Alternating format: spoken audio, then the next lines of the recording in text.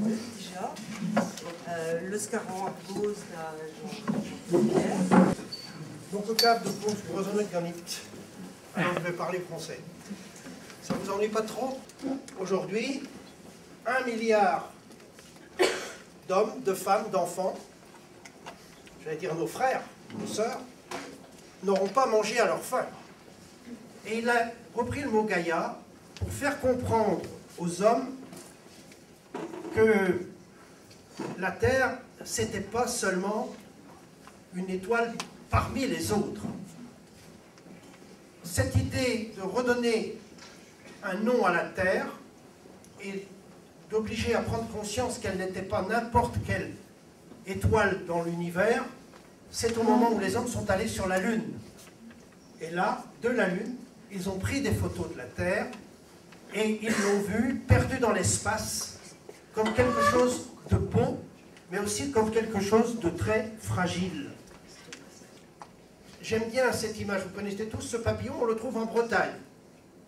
C'est le macao, c'est un très très beau papillon. Et je l'ai mis là parce que il y a une image qui circule, qu'on appelle une métaphore, que les poètes appellent une métaphore, pour faire comprendre que sur Terre, il n'y a rien qui soit neutre. Tout ce qu'on fait à la Terre, d'une manière ou d'une autre, ça sera répercuté selon des dimensions qu'on ne comprend pas forcément. Et il y a une métaphore qui dit qu'un battement d'aile de papillon en Australie peut déclencher une tempête en Californie. Voilà l'image de la métaphore. C'est ça l'image du papillon. On peut par là signifier que rien n'est anodin, rien n'est neutre, tout a des conséquences sur l'ensemble de la vie, sur l'ensemble de la planète.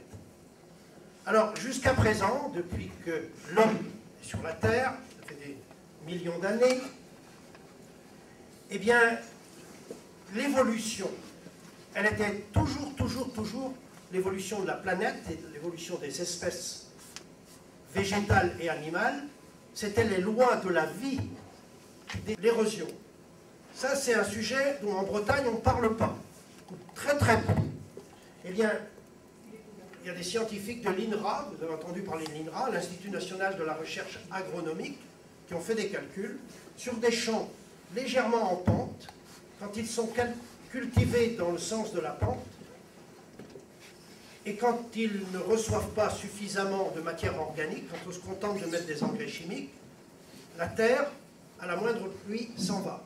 Voilà des champs comme celui-là qui peuvent perdre jusque 20, je dis bien 20 tonnes de terre arable chaque année à l'hectare.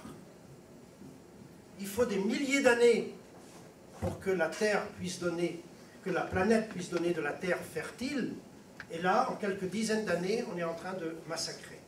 Et quand j'ai pris cette photo, là, il y avait dans certains champs, c'est pris à côté de Pontivy, cette photo, sur la route de Pontivy à Pau. Il y avait des ravines, des rigoles, qui faisaient jusqu'à 40-50 cm de profondeur.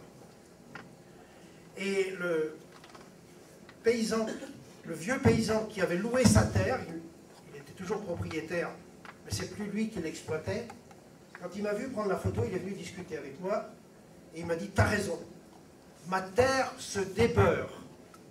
Je trouve que c'est une formule très, très significative. Il voulait par là dire que ma terre est en train de perdre sa qualité, sa fertilité, quoi. Donc voilà des images qui montrent qu'on ne sait pas se servir de la terre, on ne la respecte pas. Et donc on voit apparaître aujourd'hui un certain nombre de phénomènes, la pollution de l'eau, la pollution de l'air, la pollution des chaînes alimentaires. On utilise des substances qu'on ne maîtrise pas, qui peuvent rester dans les sols pendant des années et des années. Les radioéléments, vous savez que la durée de vie de certains radioéléments, des substances nucléaires, c'est des substances dont on va porter l'héritage pendant des dizaines et des dizaines de milliers d'années.